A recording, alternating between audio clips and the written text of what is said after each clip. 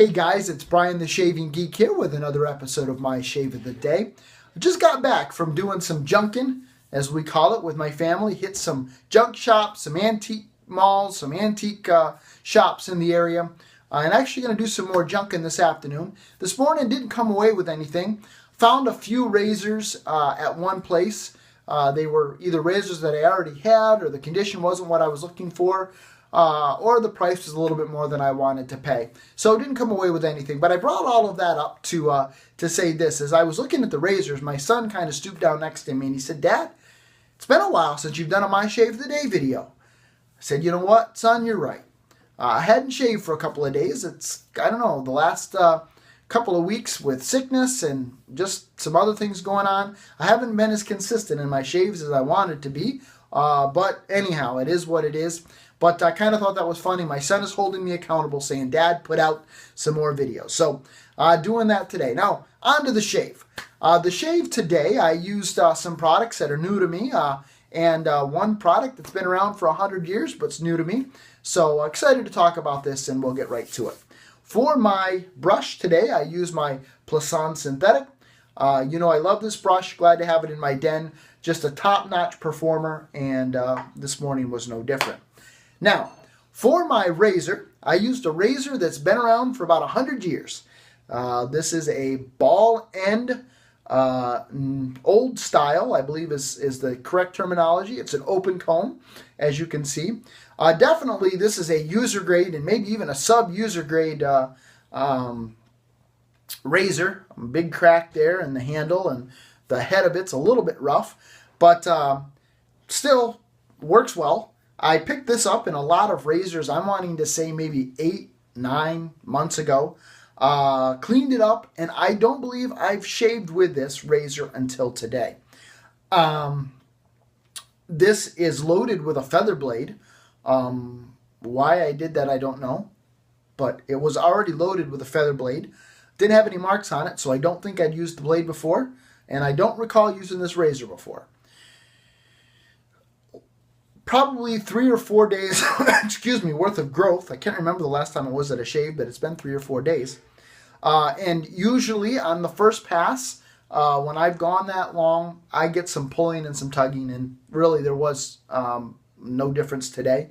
With this particular razor, I got some pulling and some tugging. The first pass wasn't very comfortable, but I got right through it, and then after that, I was very surprised at how comfortable of a shave I got with this.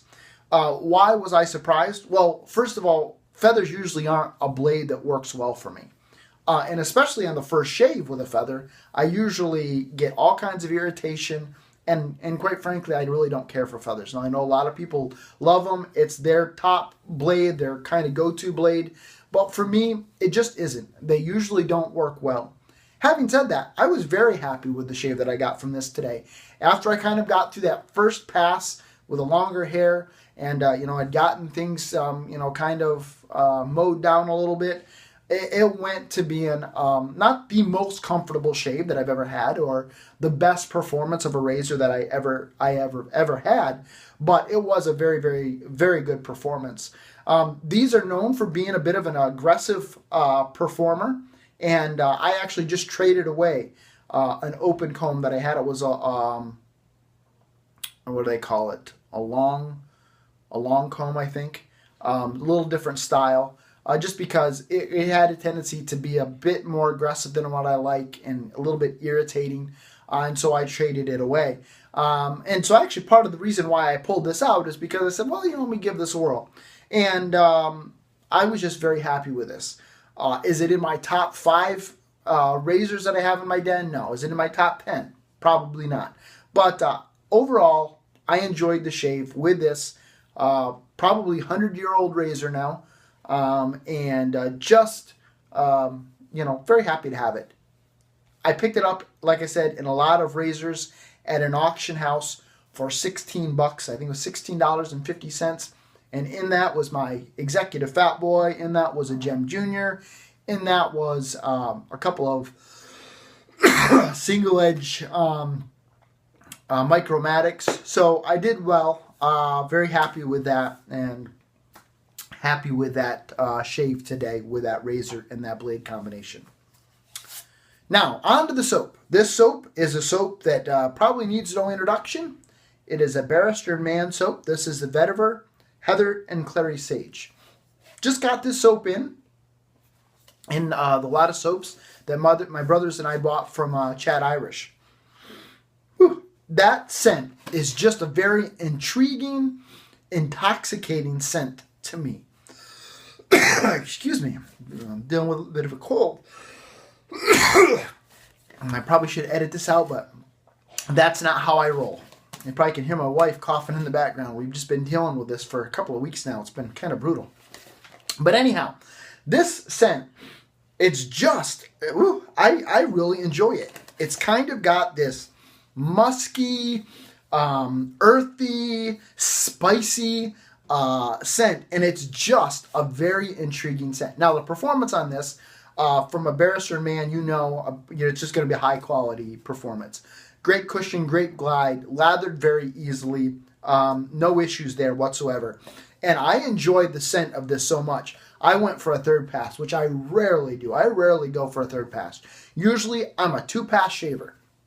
And just a big part of the reason is because my beard has a tendency to grow slowly, and so I don't want to get BBS. Somebody was asking about, how to get BBS. I don't chase BBS. If it happens, it happens, but I do not chase it at all because I really don't want it. I want my beard, because my beard grows so slowly, I want to be able to shave as often as possible.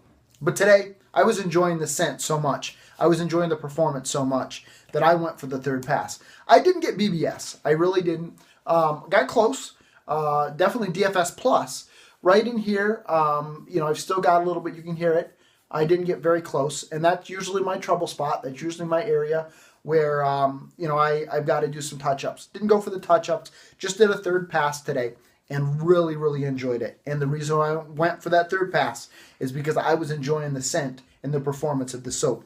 Now, you can see this is the old style versus the new style of the Barrister & Mann. The old style labeling, the old style containers, and then this is the new style labeling and the new style containers. And they definitely, as you can see, William and his mother, I'm trying to remember what her name is. It doesn't come to me off the top of my head, but the family has really done a great job as far as tightening up the labeling, the packaging. There was a thread that was started by Chris Bailey with regards to the labeling and the presentation of the product, and how important is that to people. Now, to me, of utmost importance to me is performance and scent of the soap. That's the most important thing. I'm not somebody who gets worried about the name of a soap.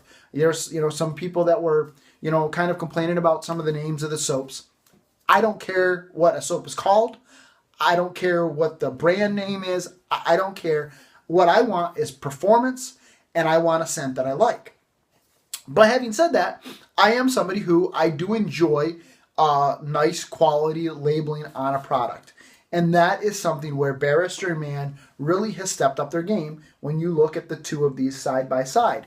Now, is there anything wrong with this labeling? No, but you can just see it's starting to peel. It's starting to fade on the back. It is just because it wasn't waterproof like this is.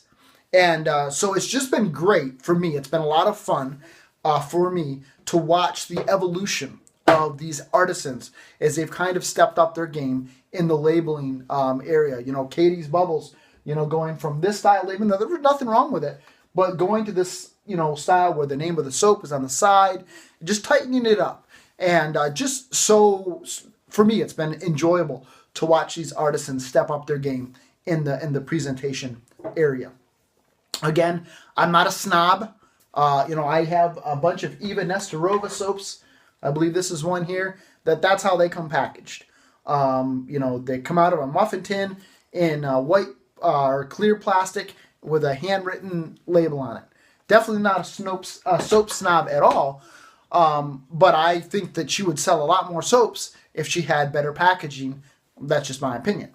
But anyhow, enough about that. But I just wanted to point out, again, how far Barrister Man has come from a packaging perspective. The performance of the soap, stellar. The scent of the soap, stellar. I don't even know if he makes the scent anymore. I don't know. I really don't keep up with that. But if he does, I would highly recommend the scent. I really, really, really, really enjoyed it. For my aftershave today, I paired it with this fine fresh vetiver, and I just absolutely love it. Whew! I was just smelling that in the car on my way to this morning. We went to a local pancake house at a maple sugaring house. It's a maple weekend here in New York, and I went and enjoyed that. And as I'm driving over there, I just kept smelling that, and I was just really, really enjoying it. So it was just a great way to start a morning. I left my phone today at home because I wanted to be in the moment with my family, and I really am glad I did. It was just a great morning, and I kicked it off with a great shave. To sum it all up, Plisson Synthetic, Gillette Old Style Open Comb, loaded with a feather blade, which I believe is shave number 1. I used the Barrister Man, Vetiver, Heather, and Clary Sage. And I finished up with the fine, fresh Vetiver. 3 passes, DFS Plus. This is Brian the Shaving Geek reporting live from my shave den, wishing you a lifetime of happy shaves. Have a great day, everybody.